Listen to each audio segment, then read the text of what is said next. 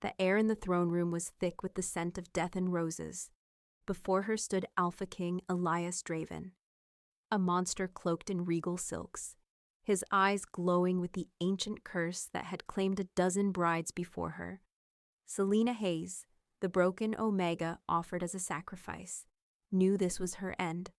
As his lips descended, not with passion, but with the cold finality of an executioner, a tremor ran through the ancient magic binding him. He expected her to crumble into dust. Just like the others, he didn't know her touch would be the one thing to shatter his eternity of torment. He didn't know the unwanted Omega would become his only salvation. Before we carry on, please hit the subscribe button to make my day, and let me know where you are watching from in the comments. The Dust Creek Pack was a study in bleakness. Its people were carved from the same harsh stone as the northern foothills they called home, their faces etched with the perpetual worry of a scarce larder and a long winter. The village itself was a collection of meager huts, their timber frames groaning under the weight of sod roofs that did little to keep out the biting wind. A constant chill seemed to bleed down from the jagged peaks to the north, a physical reminder of the cursed king who resided there, a shadow that fell over their entire existence. The mood was one of quiet desperation, a community bound not by affection, but by shared hardship and a simmering, unspoken resentment for their lot in life. In this world of hard edges and harder people, Selene was an anomaly of softness. She was small for a werewolf, her frame delicate and her movements lacking the robust, predatory grace of her kin. Her silver-gray eyes, large in her pale face, seemed to absorb the meager light, holding it within their depths like captured moonlight. She was not hated, for hatred required an energy the pack could not spare. Instead, she was simply overlooked, a ghost haunting the periphery of their lives. Her ostracism was one of quiet, persistent neglect. She was assigned the most thankless chores, mending nets with fingers numb from cold, scrubbing pots long after the evening meal was over, a meal from which she received only the last, meager scraps. Her inner world was a fortress built of quiet resignation. She had long ago accepted her place, or lack thereof. Yet beneath the placid surface of her acceptance, there was a deep, hidden well of observation. While others focused on the hunt or the squabbles for dominance, Selene noticed the things they did not, the subtle shifts in the wind that foretold a storm, the way the moss grew thicker on the eastern side of the pines, the unspoken anxieties that flickered in the eyes of her packmates when they thought no one was watching. The simmering tension finally boiled over on a frigid evening when the pack Alpha, a gruff barrel-chested man named Alaric, called an assembly in the longhouse. The air was thick with the smell of wet fur and wood smoke. "A royal decree has arrived," he announced, his voice a low growl that cut through the murmurs. "King Elias requires a new bride." A collective gasp sucked the air from the room. Panic, cold and sharp, erupted. Mothers pulled their daughters closer, their faces masks of terror. To be sent to the cursed king was a death sentence. Everyone knew the stories of the dozen brides who had gone before. Vibrant, strong she-wolves who had been returned to their families as nothing more than a casket of ash. A cruel, ambitious beta female named Lyra, whose own daughter was of marrying age, cast a contemptuous sneer in Selene's direction. "She can barely lift a water pail," Lyra scoffed, her voice loud enough for all to hear. "What good is she?" The comment was a casual barb, but it landed with the weight of 100 similar insults, reinforcing Selene's status as the pack's most disposable member. The words hung in the air, planting a seed. The pack elders, their faces grim, exchanged heavy glances. They could not spare a strong female, a future mother, a valuable contributor to their dwindling strength. Their gazes, one by one, drifted and settled upon Selene. She stood alone, as always, near the drafty entrance.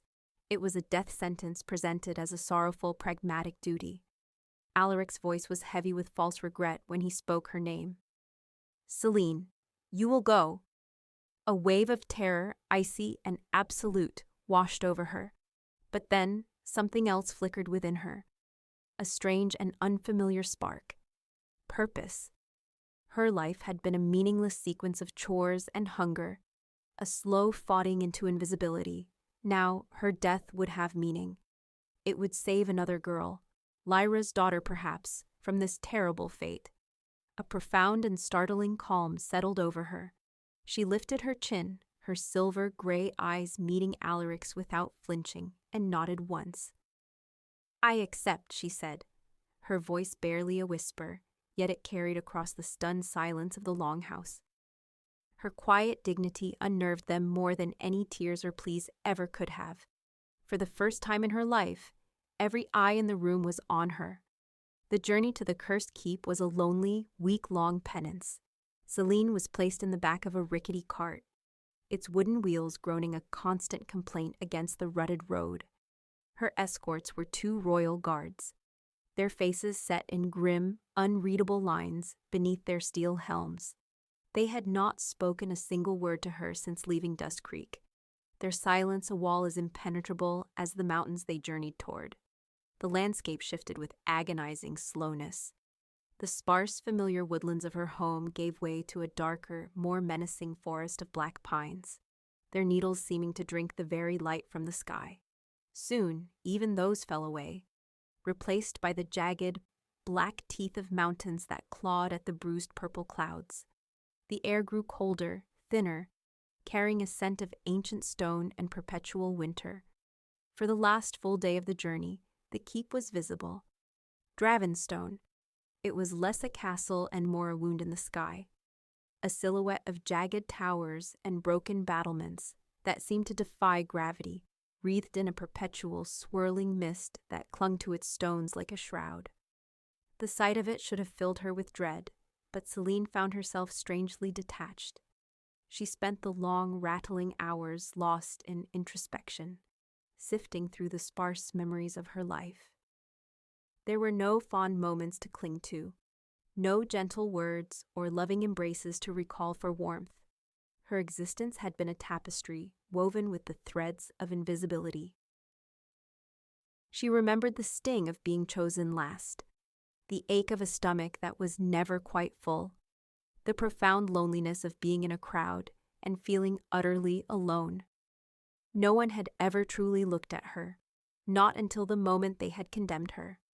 No one had ever touched her with kindness. Her only constant companion was a small, smooth stone she had found in a creek bed as a child. It was gray and unremarkable, but it was hers. She clutched it now in the pocket of her worn tunic, its familiar weight a small anchor in the terrifying uncertainty of her future. The sensory details of the journey became her world. The oppressive, suffocating silence of the guards was a constant presence, broken only by the rhythmic clatter of the horses' hooves and the ceaseless rattling of the cart wheels. The air smelled of damp earth, sharp pine, and the encroaching, sterile cold of the high peaks. As they drew closer to Dravenstone, she could almost imagine the mist whispering her name, a sibilant, chilling welcome to her tomb. She was not afraid of dying. How could you fear the end of a life you had never truly been allowed to live? Her only fear was that it would be painful. The cart rumbled through a colossal, iron-wrought gate and into a courtyard that seemed to swallow the fading daylight.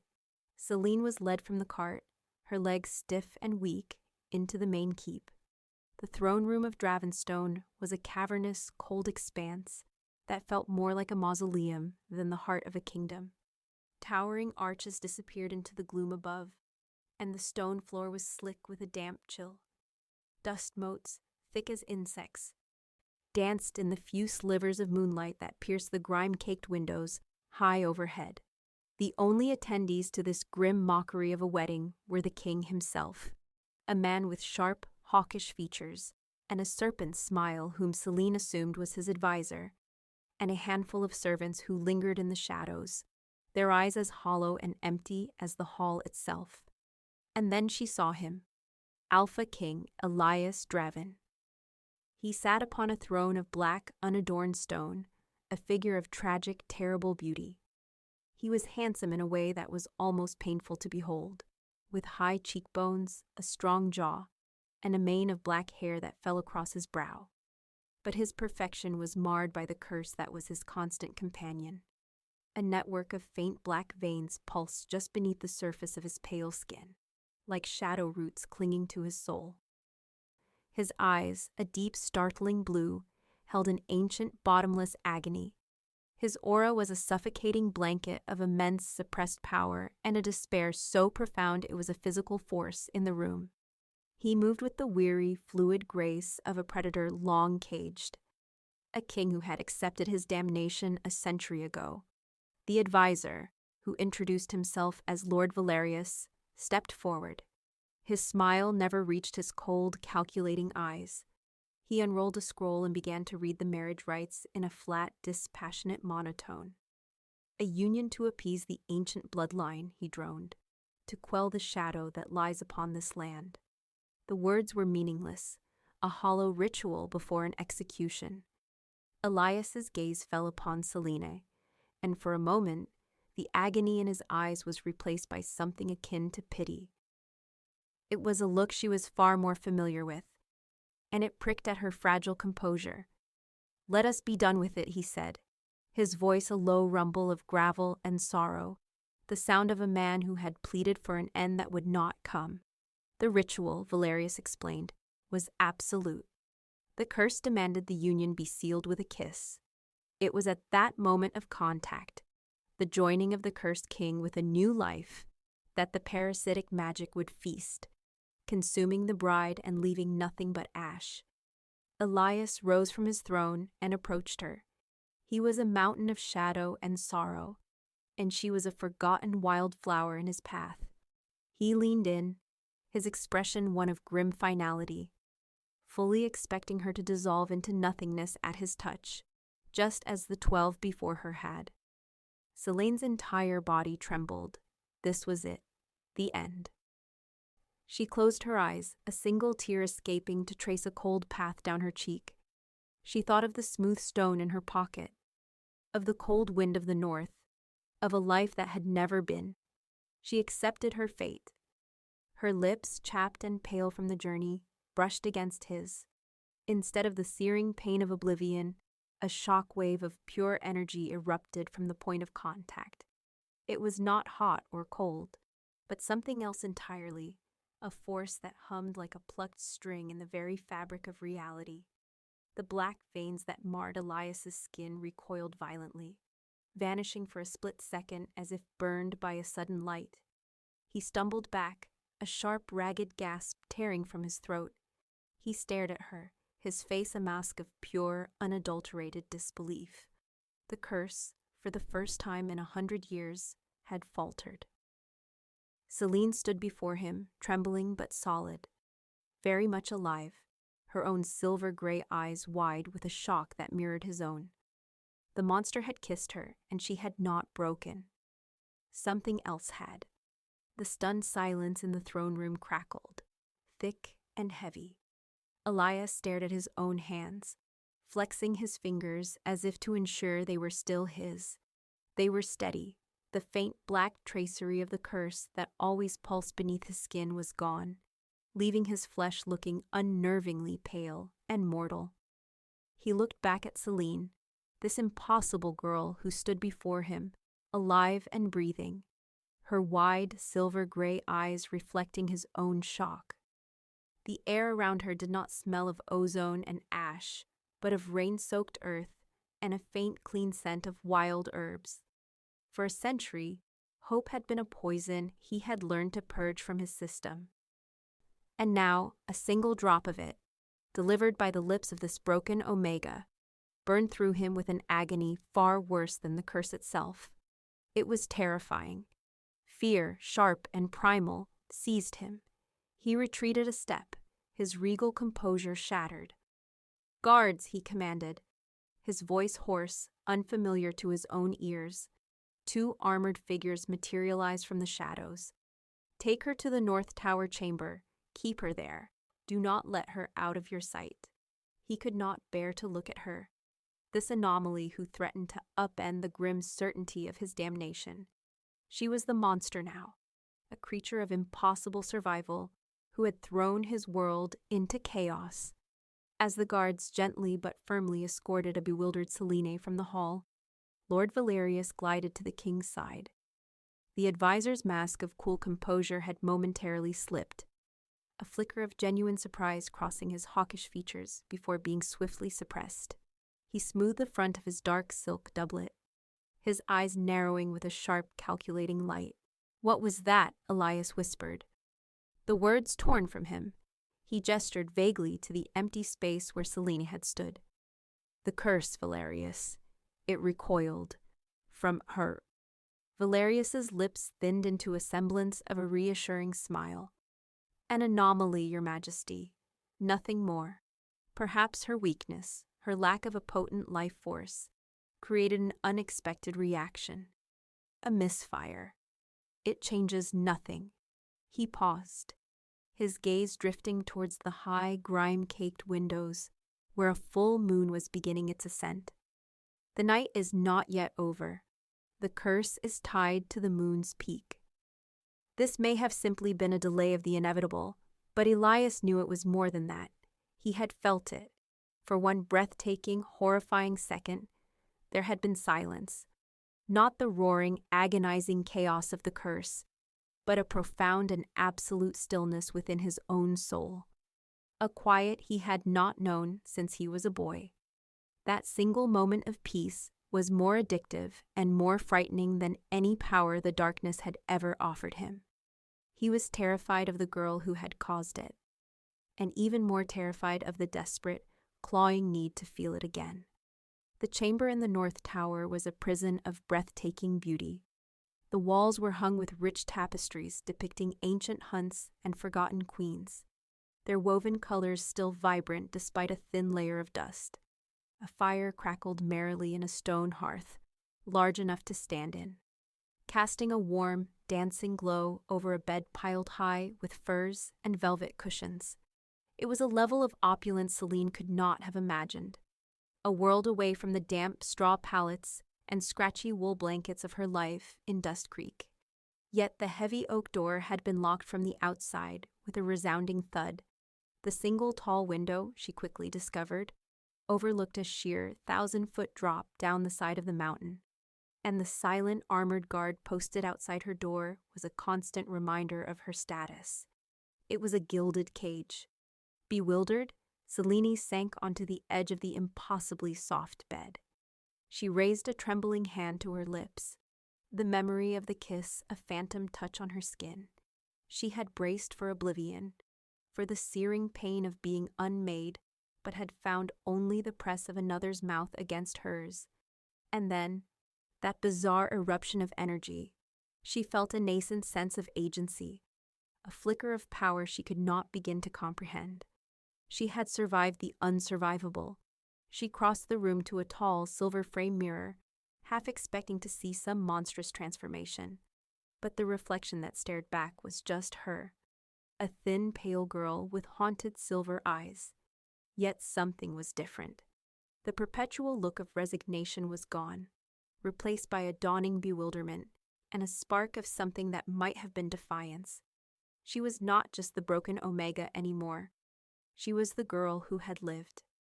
A short time later, a quiet knock came at the door, followed by the sound of the lock turning.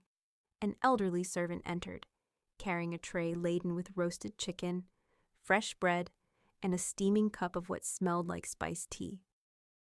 The woman was small and stooped with age, her face a roadmap of wrinkles, but her eyes held a genuine warmth and sympathy that Selene had never encountered before. "I am Alara, child," the servant said, her voice a soft, comforting whisper. "The king ordered you be brought a meal." She set the tray down on a small table near the fire. Selene, unaccustomed to such kindness, could only stare. "Thank you," she managed, her voice timid. "What happens now?" Alara wrung her hands, her gaze darting towards the locked door. "No one knows, child," she whispered, leaning closer. "Nothing like this has ever happened. The curse is tied to the moon. It is strongest at its peak, on the wedding night. You have survived the sealing, the initial touch. But the night is long. Be on your guard. The old woman gave her a final, pitying look before backing out of the room, the lock clicking shut behind her, leaving Selene alone with her meal, her confusion, and the rising moon. In his private study, a circular room at the heart of the keep, Elias was losing his battle. The chamber was a testament to his desperation, a chaotic mess of books, scrolls, and arcane charts, the collected evidence of a century-long fruitless search for a cure. As the moon climbed higher in the sky, its cold light flooding the room, the curse retaliated for the insult it had suffered. The brief moment of peace was paid for with a tenfold increase in agony. The black veins reappeared on his skin, no longer faint, but thick and writhing like living serpents. The air grew frigid, and shadowy tendrils, extensions of his own torment, lashed out from his body, smashing a row of priceless crystal vials and tearing a tapestry from the wall. He roared, a sound that was half wolf and half man, and braced his hands against a heavy oak desk, his knuckles white. His body had become a battlefield. The pain was a familiar, unwelcome companion, a constant fire in his blood. But this was different. It was more aggressive, more violent, and beneath it all, he could feel a strange, new current. The curse felt desperate. It was fighting not just to torment him, but to re-establish its absolute dominion. Terrified of the pinprick of light Selene's touch had introduced into its endless night. Miles away, in her gilded cage, Selene felt a sudden, inexplicable echo of his torment. A sharp, stabbing pang erupted in her chest, so intense it stole her breath. She cried out, clutching at her heart as a wave of phantom cold washed over her. It was a pain she had never felt before, yet it had a terrifying familiarity, a shared agony that resonated in the marrow of her bones. Her hand, scrabbling for purchase, closed around the small, smooth stone in her pocket. As her fingers tightened around its familiar shape, a faint, gentle warmth spread from the stone through her hand and up her arm, pushing back against the icy ache in her chest. The phantom pain receded, leaving her breathless and shaking, with no understanding of the intimate, invisible connection that had just been forged between her and the tormented king. The next morning, the castle was unnaturally quiet, as if holding its breath. The sun, when it finally rose, seemed weak and distant. Elias, looking haggard, his face pale and drawn, but his skin clear of the curse's marks, came to Selene's room. The guard snapped to attention as the king took the heavy iron key and unlocked the door himself. He needed to see her. He needed to understand. Selene was huddled in a chair by the cold hearth, the smooth gray stone clutched in her hand. She looked up, startled, as he entered. He stood there for a long moment, his expression a tumultuous sea of suspicion, desperation, and a raw, aching vulnerability. "Who are you?" he asked, his voice rough from a night of agony. "What magic do you possess? Are you a witch sent to torment me in a new way?" His questions were a barrage, but Selene met his gaze without fear. The girl who had trembled before him yesterday was gone. "I am no one," she said, her voice quiet but steady. "I have no magic. I am just Selene." "No one survives the sealing," he shot back, taking a step closer. "The curse is absolute. It has consumed a dozen of the strongest, most vibrant women in this kingdom. Yet you stand here. When you kissed me," he said the word as if it were a foreign object in his mouth. It was like a splash of pure water on a fire. It hurt. And then for a moment, there was silence. His voice broke on the last word, the confession of that fleeting peace costing him more than he could have imagined. His gaze fell to her hand, to the simple gray stone she was holding so tightly. "What is that?" he demanded. "An artifact? A charm?" Wordlessly, she held it out to him. He hesitated, then took it. The moment his fingers brushed hers, a faint, pleasant tingle shot up her arm, but he clearly felt nothing. He turned the stone over in his large hand. It was a common river rock, utterly devoid of any magical aura he could detect. The power, whatever it was not in the stone. He looked from the rock back to her face, a dawning, terrifying realization in his eyes. It was connected to her. He let out a long, shuddering breath, a sound of profound weariness. He was no closer to an answer, but he knew one thing for certain. He could not kill her, and he could not let her go. He made a decision, a gamble against a century of loss. "You are not a prisoner," he said, his tone shifting from interrogator to commander. "But you are not free. You will remain in the castle. You are a puzzle I must solve, a lock I must find the key for." He called for Alara, the elderly servant, and assigned her to be Selene's guide and chaperone, granting her limited freedom within the castle walls. A fragile, unspoken truce formed between them in the quiet morning light. He did not trust her, and she had every reason to fear him. But he was her only protector in this strange, dangerous new world, and she, the unwanted Omega, the girl who was no one, had inexplicably become his only terrifying spark of hope. In the days that followed, Dravenstone began to reveal itself to Selene not as a tomb, but as a place of deep, slumbering sorrow. Guided by the kind and ever-present Alara, she explored its echoing halls and forgotten corners. It was a place of melancholy beauty, a kingdom frozen in time by its master's curse. They walked through a vast circular library where the air was thick with the sweet, decaying scent of paper and leather. Sunlight struggled through the grime of a high domed ceiling, illuminating swirling columns of dust. Thousands of books, their spines crumbling, sat untouched on shelves, a monument to the king's century of failed research. Selene, who had never been taught to read, ran her fingers over the brittle leather, feeling the weight of all that forgotten knowledge, all that desperate hope turned to dust. Alara led her into the castle's gardens, or what was left of them. They were a wild, overgrown tangle, where thorny vines choked the life from rose bushes and ivy consumed the stone statues of past kings and queens. Yet even here, there was a stubborn beauty. A single perfect white flower might push its way through a thicket of weeds, or a patch of brilliant green moss would cling to the stone face of a forgotten monarch. Selene saw the curse's effect everywhere, not just in the king's torment, but in the very stones of the castle, in the listless, hollow-eyed gazes of the servants, in the blighted land that stretched beyond the walls. Her empathy, once a source of private pain in a pack that valued only strength, now gave her a unique and profound perspective. She felt the castle's ache as if it were her own. As they walked the wind-swept battlements, looking out over the gray, stagnant kingdom, Alara would share stories. She spoke of the King Elias had been before the curse took full hold, a century ago. A just and kind ruler, she said, known for his laughter and his love for his people. "He was the sun," Alara murmured, her old eyes misty with memory. "Bright and warm, the curse has been a long, slow eclipse." She also spoke of the curse's official origin, the story every child in the kingdom knew.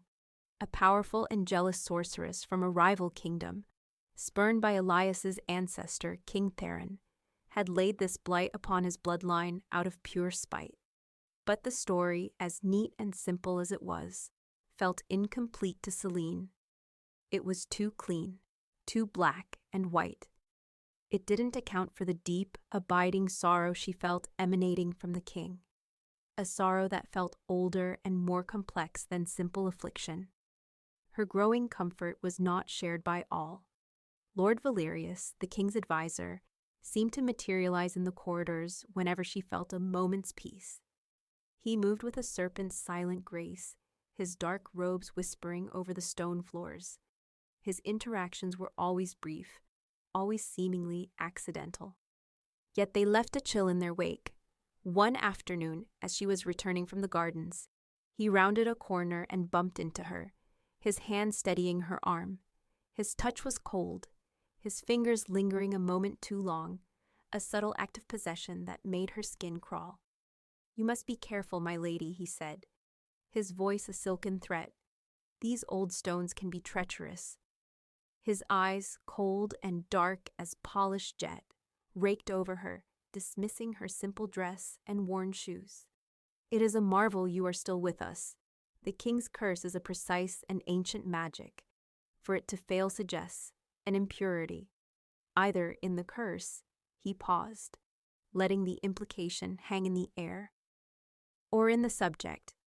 In the past, such a veiled insult would have made Selene shrink into herself, to make herself smaller and more invisible. But something had changed within her since that night in the throne room. She had survived a death sentence. She had felt the king's agony and had somehow soothed it. A sliver of courage, sharp and bright, asserted itself. She met his gaze directly, her own silver-gray eyes clear and steady. "Or perhaps," she replied, her voice quiet but firm, "it suggests the magic is not as absolute as you believe." A flicker of surprise, quickly masked, crossed Valerius's face. He had expected fear, not defiance.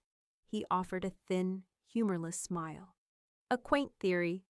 He bowed stiffly and swept past her, leaving her with the distinct and chilling certainty that the advisor had a deeply vested interest in the curse remaining exactly as it was. He thrived in the kingdom's stagnation, his own power solidified by the king's isolation and despair. He was a creature of the shadows, and she was an unwelcome ray of light.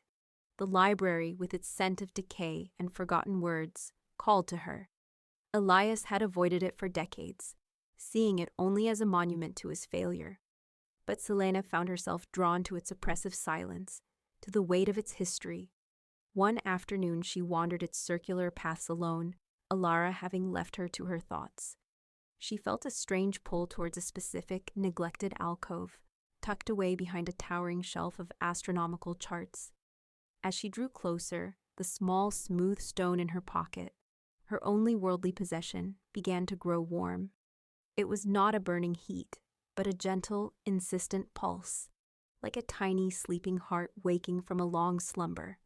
She ran her hand along a row of books, their leather covers cracked and coated in a thick layer of dust. The warmth in her pocket intensified when her fingers brushed against one particular volume. It was smaller than the others, bound in dark, unmarked leather, with no title on its spine. Driven by an instinct she didn't understand, she pulled it from the shelf. A cloud of dust billowed out, making her sneeze. It wasn't a book of spells or a royal history, but a personal diary, its pages filled with elegant, looping script. The ink was faded, but the words were still legible. The first page read, "The Personal Journal of Queen Isolde." Elias's great-grandmother. That evening she showed it to the king. He was dismissive at first, his face tightening at the sight of another book, another potential source of false hope. "I have read every book in that library, Selene. There is nothing there." "Not this one," she insisted, holding it out. "I think it was hidden." Reluctantly, he took it. They sat in his study, the site of his nightly torment, and by the light of a single candle, they began to read. The journal was not about politics or courtly life. It was the intimate record of a woman's friendship. It spoke of a powerful healer and confidant named Lyrica, the sorceress from the official story. But Queen Isolde's words painted a completely different picture. Lyrica was not a villain, but the queen's dearest friend, a woman of immense knowledge and a deep connection to the natural magic of the world. The journal revealed that Lyrica and Isolde's husband, King Theron, were deeply in love. It was a secret, passionate affair, for Theron was already betrothed to another for political reasons. A marriage he could not escape. Isolde, far from being jealous, had sympathized with them, her journal filled with sorrow for their impossible situation. The entries were filled with love, not hate, with shared secrets, not betrayal. Then, Just as it described Theron's impending, politically motivated marriage, the journal ended. The last several pages were torn out. The discovery hung between them, changing the very air in the room. The official history of the kingdom, the foundation of Elias's curse, was a lie. She was loved, Selene whispered, her voice filled with awe. Elias stared into the flickering candle flame, his handsome face a mask of turmoil. A surge of white-hot anger washed through him, anger at his ancestors, at the generations who had passed down this lie, who had allowed him to suffer under the weight of a false narrative. My family's history is built on that story, he said, his voice a low, dangerous growl. If it is a lie, then my entire life, my suffering, has been based on a lie. He looked at Selene, truly looked at her, and for the first time, he did not see a puzzle to be solved or a tool to be used. He saw a partner, the one person who had, in a few short days, uncovered more than he had in 100 years. A wave of vulnerability, raw and overwhelming, washed over him. For a century, he confessed, his voice cracking, I have not known a single moment of peace. The curse, it is a constant noise, a fire in my blood. To be near anyone, to feel anything, only feeds it. So I learned to feel nothing. It is a lonely existence. That night, Elias arranged for them to dine together, not in the cavernous great hall, but in a small private dining room with a fire crackling in the hearth. The awkwardness between them was a palpable thing. He was a man accustomed to absolute solitude, and she was a woman accustomed to being utterly ignored. They picked at their food in silence for a long time, the only sounds the clink of silverware and the hiss of the fire. Finally, Selene broke the silence. The histories say Laraka was a monster who cursed your line out of spite, she said softly, her gaze fixed on the dancing flames. But the Queen's journal, it paints her as a woman who was loved, and who loved in return. It doesn't make sense. Elias set down his fork, the anger from before replaced by a profound, aching sorrow. No, it doesn't. He looked at her, his blue eyes shadowed with a century of pain. It means the story I've been told. The reason for my damnation is a fabrication, which leaves only one question. What is the truth? As they talked, a familiar tension began to build in Elias's shoulders. A low thrum of pain started in his veins, the curse stirring within him, agitated by the flicker of connection, of shared purpose. He clenched his jaw, fighting it back, but a low gasp escaped his lips. In her own chest, Selene felt the faint, echoing pang of his pain. It was a cold needle against her heart. Without thinking, driven by an instinct she was only just beginning to recognize, she reached across the small table and placed her hand on his. The effect was instantaneous and absolute. The black veins that had begun to snake across the back of his hand, visible in the firelight, recoiled from her touch as if she were made of pure flame. The throbbing agony in his blood vanished, replaced by that same, shocking silence he had felt during their kiss. It was a cool, clean wave washing over a century of filth and fire. The physical contact created a powerful, dizzying feedback loop. He felt a profound, soul-deep relief, a respite so complete it was almost painful. And she, in turn, felt a surge of energy, a vibrant warmth that flowed from him into her. It was not draining her, as one might expect. It was invigorating her. A current of pure life that made her feel stronger, more solid, more real than she had ever felt before. The bond between them, born of a shocking kiss and forged in shared pain, solidified in that moment, moving from a strange, inexplicable, magical connection to something deeply, terrifyingly personal. They both realized it at the same time. It wasn't just her kiss, it was her. Her proximity, her touch, was the key. From the darkened archway across the hall, Lord Valerius watched them, his face a mask of cold fury. He saw the king's shoulders relax, saw the way the Omega's hand rested on his, saw the undeniable connection that flowed between them. He did not see a cure. He saw a complication, a threat to a century of carefully managed stability, a threat that would have to be eliminated. The growing bond between the king and the Omega did not go unnoticed.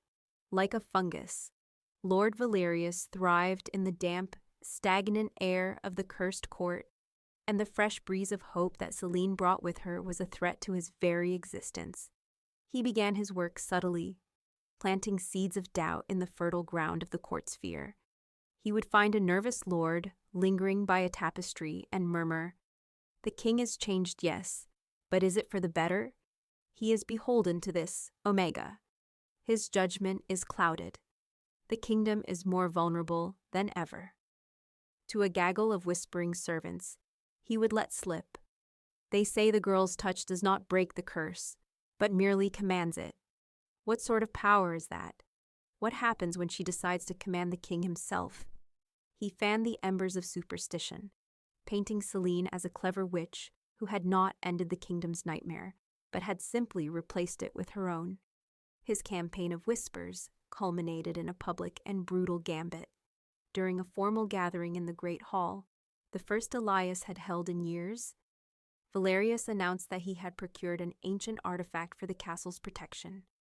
It was a relic known as the Heart of Malice, a fist-sized chunk of obsidian that was said to react violently to the presence of corrupted or dark magic. He presented it with a flourish, placing the cold, black stone on a velvet cushion in the center of the room. A simple test, Valerius announced to the assembled lords and ladies, his eyes gleaming, to ensure our halls remain pure. He then invited the court members to approach it one by one. Each person who passed it elicited no reaction. The stone remained inert, cold and dead. Then Valerius's cold eyes fell upon Selene. "Our new lady," he said, his voice dripping with false deference. "Surely, she who has performed such a miracle for our king will have no trouble with such a trifle." All eyes turned to her. It was a trap, and she knew it. Elias, standing beside her, tensed, a low growl rumbling in his chest. But to refuse would be an admission of guilt in the eyes of the fearful court. With a deep breath, Selene gathered her courage and walked toward the obsidian heart. She was still several feet away when the stone began to tremble. A low, guttural hum filled the air, and veins of sickly purple light pulsed within the obsidian. As she took another hesitant step, the relic reacted violently. It shot from its cushion as if struck, cracking against the far wall with a sound like splintering bone. A wave of foul, cold energy washed through the hall, making people cry out and recoil. In the ensuing chaos, every terrified gaze was fixed on Selene, who stood frozen, the perceived source of the malevolent blast. The great hall erupted into an uproar. "A witch," someone screamed. "She controls the darkness," another accused. The lords and ladies, their faces pale with terror, recoiled from her as if she were a viper. They surged toward the dais where Elias stood, their voices a cacophony of fear and accusation. "Cast her out, your majesty," one lord demanded, his jowls trembling. "She is poisoning you, replacing your curse with her own." Elias watched the scene unfold, his face a mask of cold fury. He saw the panic, the superstition, but most of all, he saw Valerius's triumphant smirk. He recognized the advisor's masterful manipulation for what it was. As the demands for Selena's exile reached a fever pitch, he raised a hand. A wave of silent, commanding power rolled from him, silencing the hall instantly. He stepped down from the dais and walked through the terrified crowd, his path parting before him like the sea. He stopped directly in front of Selene, who stood trembling, isolated in a circle of fear. He gently took her hand, his touch a warm, solid anchor in her storm of terror, and turned to face the court, his eyes blazing with a fire they had not seen in a century. "This woman," he began, his voice booming with a renewed terrible authority that echoed off the high stone arches, has shown more courage in a week than any of you have shown in a lifetime. She is not our enemy." He pulled her to his side, a definitive protective gesture that left no room for doubt. "She is our only hope. I have spent 100 years as a prisoner in my own skin, ruled by fear and darkness. I will not do so any longer." His gaze swept across the stunned faces of his court, finally landing on Lord Valerius, and his eyes narrowed to icy slits. "My trust is with her. Anyone who questions that, questions me. Let that be understood." The declaration was absolute, a line drawn in the stone of the throne room floor. It was a turning point, not just for the court, but for Elias himself. He was no longer the passive, tragic victim of his fate. He was a king, fighting back. For Selene, his unwavering public support was the most profound act of kindness she had ever received. To be championed, to be protected, to be trusted. It was a feeling so new and overwhelming it brought tears to her eyes. In that moment, standing beside him, his hand holding hers, she felt a fierce, unshakable loyalty bloom in her heart, a devotion that went far beyond the magical bond between them. It was a love born of gratitude and a shared defiance against the shadows. The riddle in Queen Isolda's journal became their new focus. Where moon and water meet in silent grace, there the first magic finds its resting place. After days spent poring over ancient maps in the library, it was Selene who made the connection. She pointed to a sprawling, treacherous marshland on the kingdom's southern border, a place called the Serpent's Tooth. On the map, a large circular lake sat in its center. "The moon is round like the lake," she reasoned, her finger tracing its edge, "and it meets the water in its reflection. The resting place must be there." The journal hinted that Lyrica had not died, but had been sealed away, and this seemed the most likely location. They decided to go at once, accompanied only by Ilara, who refused to be left behind, and a handful of the king's most loyal guards. The journey through the Serpent's Tooth was a descent into a humid, oppressive world. The air was thick and heavy, smelling of decay and stagnant water. Gnarled cypress trees dripped with thick green moss, and the path was a treacherous illusion of solid ground that could give way to sucking, waste, deep mud without warning. Dangerous creatures watched them from the shadows, their eyes glowing in the gloom, and the constant buzz of insects was a maddening symphony. On their second day in the marsh, they were attacked. It was not by any swamp beast, but by a dozen mercenaries, their armor bearing no sigil, their faces hidden by grim steel helms. They were Valerius's men, sent to ensure the king and his Omega never reached their destination. Elias met their charge with a ferocity he hadn't unleashed in years. Freed from the constant internal battle with the curse, his strength and speed were breathtaking. He moved like a phantom, his sword a blur of silver, cutting down their attackers with a righteous fury. He was no longer just a king. He was a warrior reborn, fighting to protect the woman who had given him back his hope. Selene, though no fighter, did not cower. Her lonely childhood had given her other skills. She used her knowledge of herbs, learned from years of solitary wandering, to create a pungent smoke bomb from crushed leaves that disoriented several of the attackers, giving Elias an opening. While the guards engaged the rest, she moved quickly, tending to a guardsman's wounded arm with a practiced efficiency, her small hands stemming the bleeding and binding the wound with a strip of her own cloak. She was proving her worth not with magic, but with a quiet, practical competence that was just as vital. After a short, brutal fight, the mercenaries lay defeated. The small party pressed on, their resolve hardened. They finally reached the lake at dusk.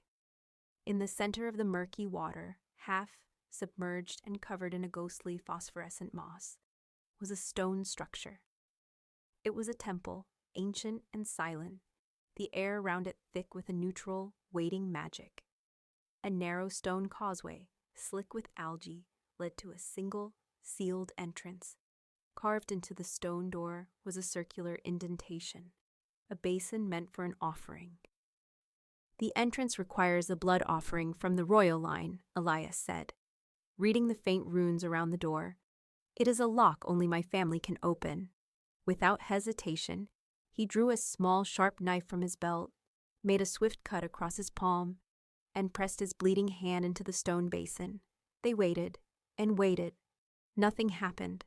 The glowing moss pulsed softly, the marsh insects chirped, but the stone door remained stubbornly, immovably shut. Elias pressed his hand harder, a desperate frustration twisting his features. "It's the curse," he whispered in anguish. "Even now its taint is too strong. It corrupts the offering." Despair, cold and familiar, began to settle over him. They had come so far, only to be thwarted at the final step. But as he slumped in defeat, Selene felt a strange, inexplicable pull from the temple. It was not a voice, but a feeling, a deep, resonant hum that seemed to vibrate in her very bones. A sense of homecoming for a place she had never been. The magic of the temple was calling to her. On pure, unthinking instinct, she took the knife from Elias's limp hand. Before he could protest, she made a small, shallow cut on her own palm and pressed it into the basin, directly over his bloody handprint. For a heartbeat, there was only silence. Then, the stone door began to glow, not with the angry purple of the heart of malice, but with a soft, gentle silver light. The light spread from the basin, tracing the edges of the door in a brilliant filigree. With a deep, grinding groan that seemed to shake the very foundations of the marsh, the ancient door slid open. The temple had rejected the king's blood, but it had accepted hers. Elias and Selene stared at each other, their faces illuminated by the ethereal silver light, their expressions a mirror of stunned, silent disbelief. It was Ilara who finally broke the spell. The old servant, who had insisted on coming, let out a sharp, ragged gasp, her eyes wide with a dawning, incredible understanding. She looked from Selene's bleeding hand to her silver-gray eyes, and a century of forgotten lore clicked into place.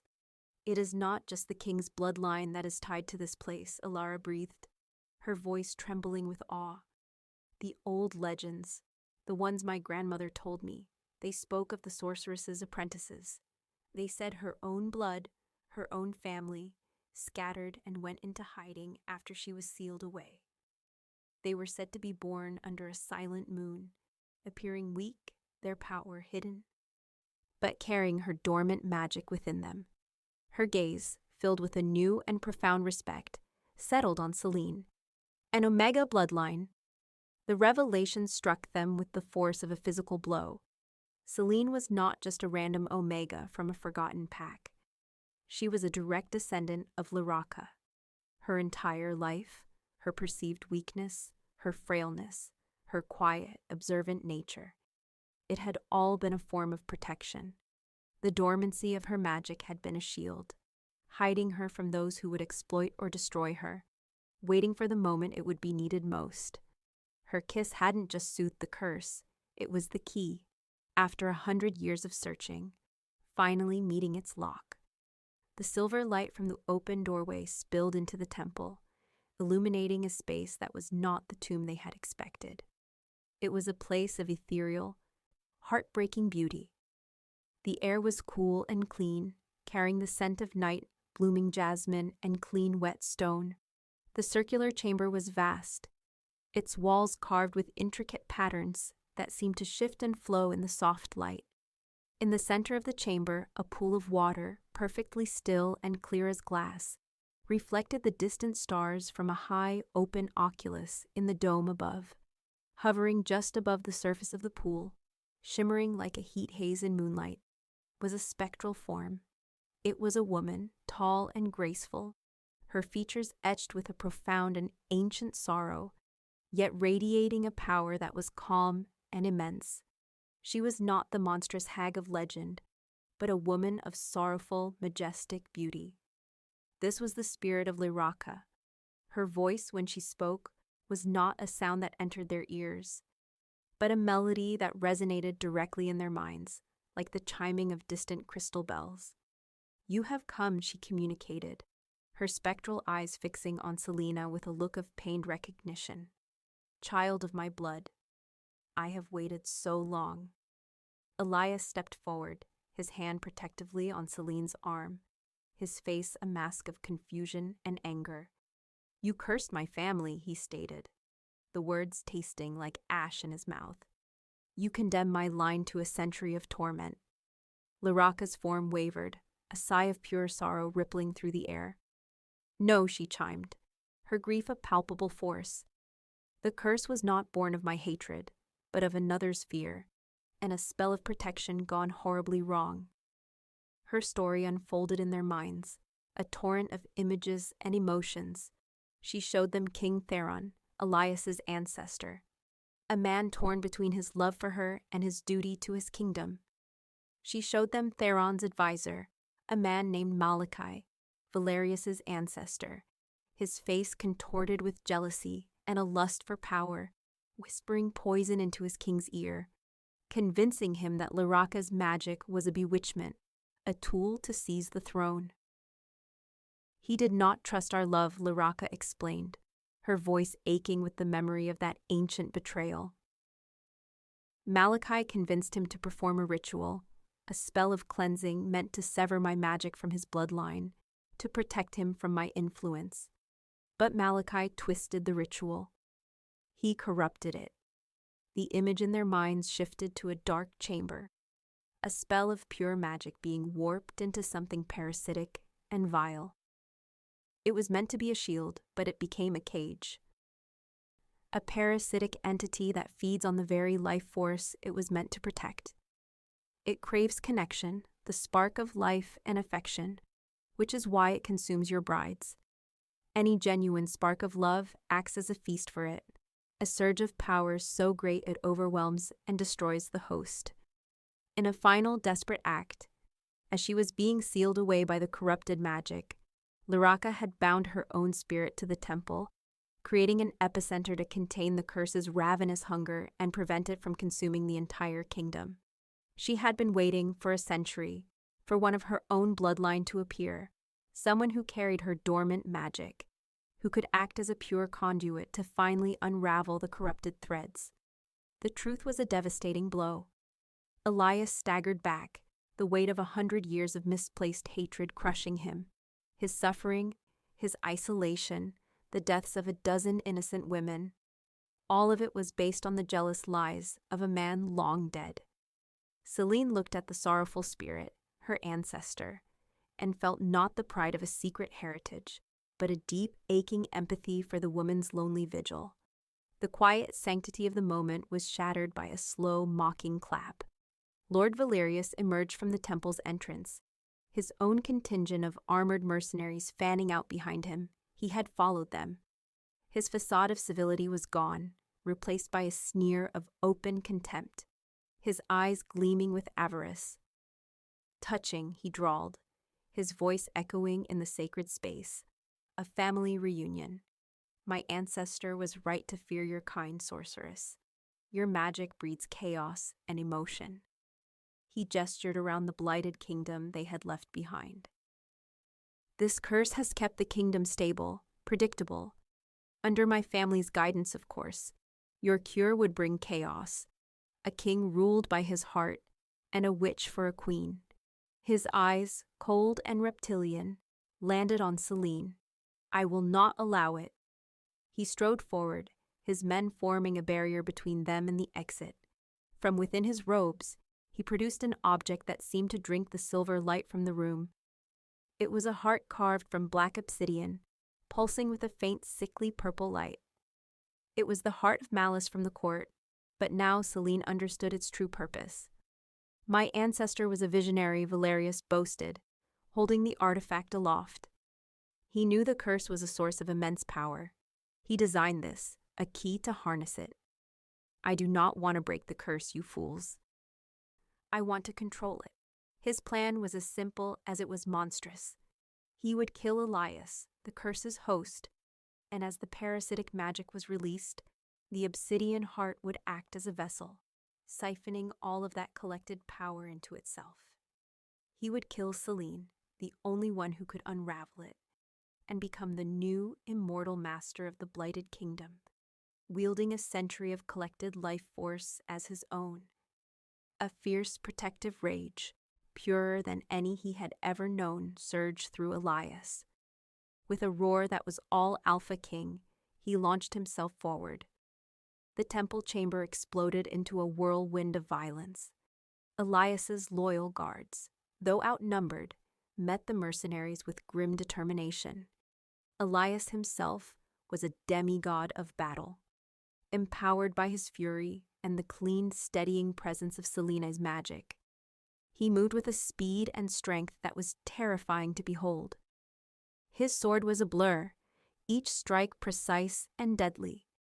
He was no longer just defending his life, he was fighting for his future, for the woman who had given it back to him. But Valerius had not come to fight a conventional battle. He raised the obsidian heart, and as Elias cut down another mercenary, the advisor pointed the artifact at the king. A beam of nauseating purple energy shot out, striking Elias not in the body, but in the soul. The curse within him, which had been quieted by Selene's presence, erupted with volcanic force. Elias cried out, a raw scream of pure agony, and fell to one knee, his sword clattering on the stone floor. The black veins reappeared on his skin, writhing and thick, and the shadows in the room seemed to coalesce around him, turning on him, trying to consume him from the inside out. Valerius was using the heart to agitate the curse, turning Elias's own power against him. He is turning the parasite upon its host. Laraka's voice chimed in their minds, filled with urgency. There is only one way. The curse must be drawn out, unraveled, and purified. Selene, you are the conduit. You must willingly pull the corrupted magic out of him and into yourself. My spirit will guide you, help you purify it before it can consume you. But the risk is immense. If your will falters for even a moment, the curse will devour you both. Elias, hearing this through his haze of pain, forced his head up, his eyes wild with terror and denial. No, he gasped, the word tearing from his throat. I forbid it. I will not trade my curse for your life. Selene looked at him, her heart aching at his agony, her love for him a fierce, burning certainty. The broken Omega who had trembled before him was gone forever. In her place was a queen, a descendant of magic, who would not let her king fall. She walked to him, kneeling before him amidst the chaos of the battle. She placed her hands on his cheeks, forcing him to look at her. You trusted me in the court, she said, her voice clear and steady above the din. You trusted me when no one else would. Trust me now. Without waiting for an answer, Selene made her choice. She pressed her hands firmly against Elias's chest, ignoring his agonized protests. She closed her eyes, shutting out the clash of steel and the traitor's mocking laughter, and opened her mind, her soul, to the guidance of her ancestor. I am ready, she thought, a statement of pure, terrifying resolve. The moment she opened the conduit, it was like standing in the path of a breaking dam. A torrent of black, icy despair, a century of undiluted pain, loneliness, and rage flooded into her. It was Elias's curse, his constant companion, and it was an agony beyond comprehension. It screamed through her veins, a chorus of every bride the curse had consumed, every moment of hope it had extinguished. The sheer force of it threatened to obliterate her, to sweep away the small, fragile sense of self she had only just discovered. It was a tidal wave of pure despair, and she was drowning in it. But then, beneath the roaring chaos, she felt it, a single warm thread of light. It was his love for her. It was the memory of his hand in hers in the great hall, the vulnerability in his eyes in the study, the shared hope over a tattered journal. It was a tiny, fragile thing in an ocean of darkness, but it was real and it was an anchor. She clung to it, wrapping her own nascent power around that single thread. Her own magic, the dormant silver light of her ancestry, finally awoke. It rose to meet the darkness, not as a fist, but as an open hand. It did not fight the curse. It did not try to destroy it. Guided by Luraka's ancient wisdom, her magic began to unravel it. It was like finding the starting thread on a hopelessly tangled and corrupted tapestry, and gently, patiently pulling it free. Strand by strand, she separated the pure magic of protection from the parasitic magic of jealousy, cleansing the darkness and letting the light return to its true form. As she pulled the last of the corrupted energy into herself, a final, violent wave of despair washing through her, Valerius saw his prize being destroyed. The obsidian heart in his hand began to crack, the power he sought to control dissolving into nothing. With a snarl of pure hatred, he abandoned his control over the curse and lunged, a dagger appearing in his hand, aiming for Selene's back. But the moment the last thread of the curse left Elias, he was free. The internal battle was over. He moved with a speed that was no longer just impressive. It was impossible, a blur of shadow and moonlight. He intercepted Valerius just as the traitor's arm descended. The obsidian heart, caught between them, shattered into 1,000 pieces. The siphoned, corrupted power it had contained, with nowhere to go and its master's control broken, imploded. For a single silent moment, Valerius's face was a mask of pure terror, and then he and his mercenaries dissolved into a fine black dust that scattered on the clean temple air. The battle was over.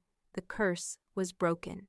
Selene, the conduit now empty, collapsed to the stone floor, and a gentle wave of pure, silver light washed out from her, cleansing the temple and flowing out into the waiting dawn. The silence in the temple chamber was absolute, a profound quiet that was more stunning than any noise. The air, once thick with malice and ancient sorrow, was now clean and light, carrying the scent of the damp earth and the faint, sweet perfume of blooming night flowers from the marsh outside. Luraka's spectral form, which had been a beacon of shimmering silver, was now faint and translucent. Her purpose fulfilled, her long vigil finally at an end. Elias scrambled to Selene's side, his heart a frantic drum against his ribs.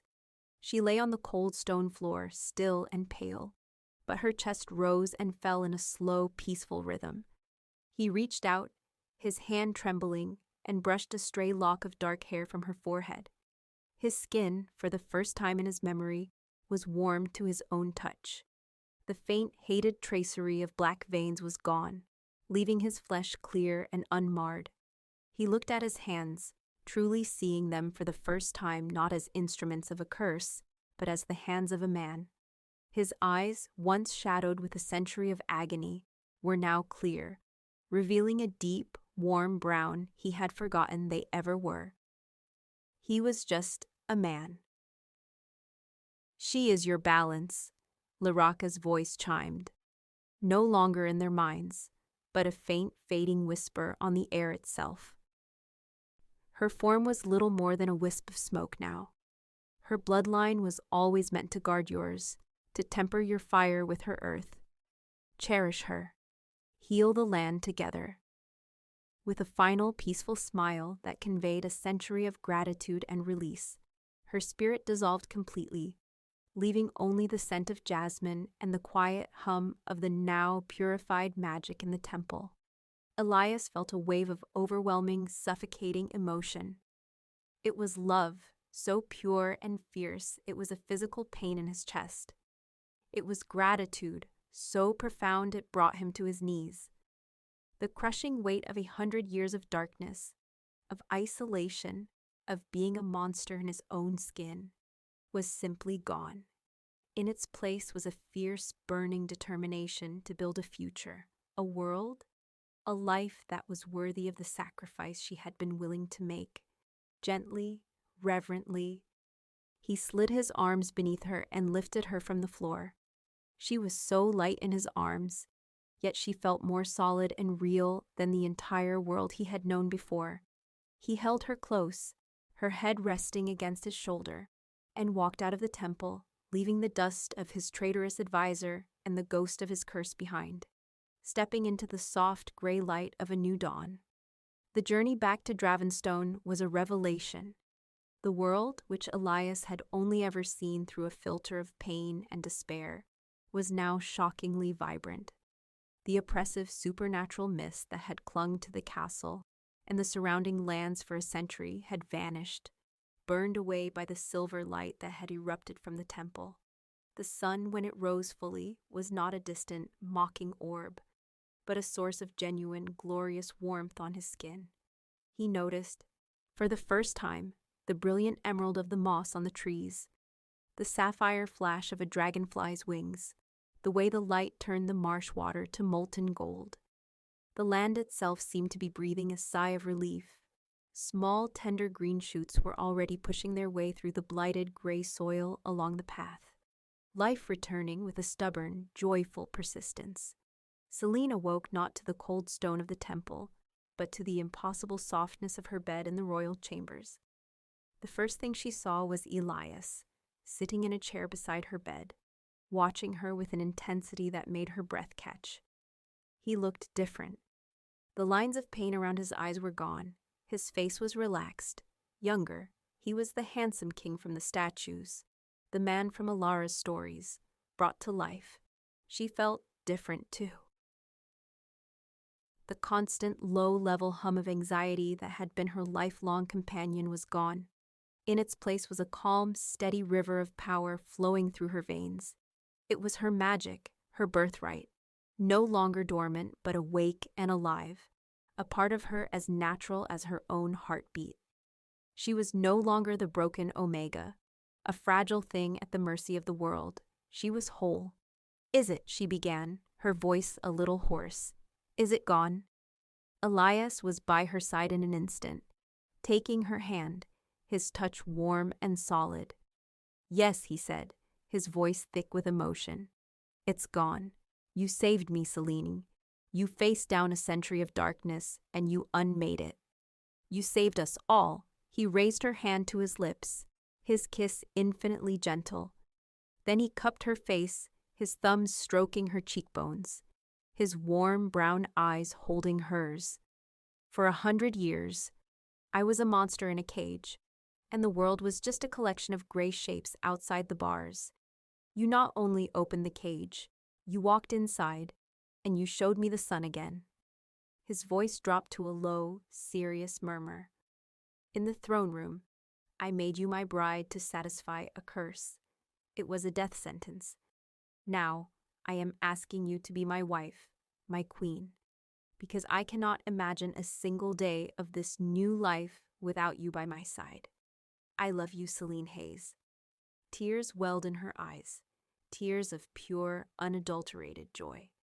The girl from Dust Creek, who had never been offered a kind word, was now being offered a heart, a kingdom, a future. She thought of her journey, of the fear and the loneliness, and of the incredible, impossible man before her.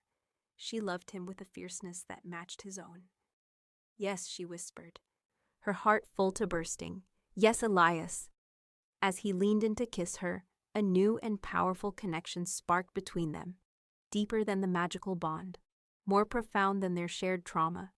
It was the final, unbreakable click of a true mating bond, their wolf spirits, his a mighty Alpha and hers a serene and powerful Luna, recognizing each other, two halves of a whole, finally united. Weeks later, the throne room of Dravenstone was unrecognizable. The dust and gloom were gone, replaced by sunlight that streamed through newly cleaned crystal-clear windows, illuminating the vibrant colors of restored tapestries. The air was fresh, carrying the scent of beeswax and flowers from the now thriving gardens. Elias and Selene stood before the assembled court, not on the cold, imposing dais, but on the floor with them, as equals. Elias was a changed man. He stood tall and relaxed, his authority emanating not from fear, but from a calm, confident strength. And beside him, Selene was a revelation. She was no longer the invisible, trembling girl who had been brought here as a sacrifice. Dressed in a simple but elegant gown of deep forest green, she radiated a quiet strength, a serene confidence that commanded more respect than any crown or title. Elias told them everything, his voice clear and strong, holding nothing back. He told them the truth of the curse, of Lyraka's love, of the betrayal by Valerius's ancestor, and of the century of lies his family had perpetuated. He told them of Valerius's treason, and of Selene's heritage and her incredible courage. A wave of shock and awe rippled through the court. Then Selene spoke. She did not speak of magic or curses, but of the outer pacts, of the hunger and desperation she knew so well. She announced the first of her new royal decrees, a redistribution of the crown's overflowing granaries, the establishment of trade routes to the struggling territories, and envoys to be sent to every pack, not to demand tribute, but to ask what they needed. Her empathy, once a liability, was now her greatest tool as a ruler. The broken Omega, the girl no one wanted, was now the people's beloved Luna Queen. Her wisdom and compassion the balm the wounded kingdom so desperately needed. For a century, Elias declared, his arms circling Selene's waist, his voice ringing with passion. This kingdom has been chained by a lie. Today we break those chains. We will rebuild this land not on a foundation of fear, but on trust. Not on the exercise of power, but on the strength of our unity. With my queen, Selene, at my side, we will welcome a new dawn for Dravenstone. That night, they stood together on the highest battlement of the castle, the same place where Elias had spent countless lonely nights staring out at his cursed domain. Now, the land below was a patchwork of dark earth and nascent green, sleeping under a sky strewn with diamond-bright stars. The moon, full and brilliant, bathed the world in a soft silver light. Elias wrapped his arms around Selene from behind, resting his chin on her shoulder, holding her close. The air was cool and sweet, filled with the scent of blooming night flowers from the gardens far below. Selene looked out at the kingdom that was slowly, miraculously coming back to life, and reflected on the impossible path that had led her here. She had been a forgotten girl, a ghost in her own life, expecting nothing more than an early, meaningless death. Now she was a queen, her heart bound to a king she adored, her spirit alive with a magic she was only just beginning to understand. She had found her strength not by changing who she was, but by finally embracing the very qualities the world had seen as weakness. Her quietness, which was truly observation, her empathy, which was truly wisdom, and her resilience, which was truly an unbreakable spirit. I used to think the moon was a lonely thing to look at, she said softly, her voice carrying on the gentle breeze. Elias held her tighter, his love for her a warm, living presence. And now, he asked, his lips brushing against her temple. She smiled, a genuine, peaceful smile that reached her silver-gray eyes, turning them to molten moonlight. Now, she said, turning in his arms to face him. It just looks like home. He lowered his head and kissed her. It was not the cold, ritualistic kiss of a cursed king, nor the desperate, searching kiss of a man starved for hope. It was a kiss of pure love and profound devotion, a quiet promise of a shared future, under the light of the very same moon that had once symbolized his eternal curse. Now a silent, silver witness to their shared reign and their endless, enduring happiness.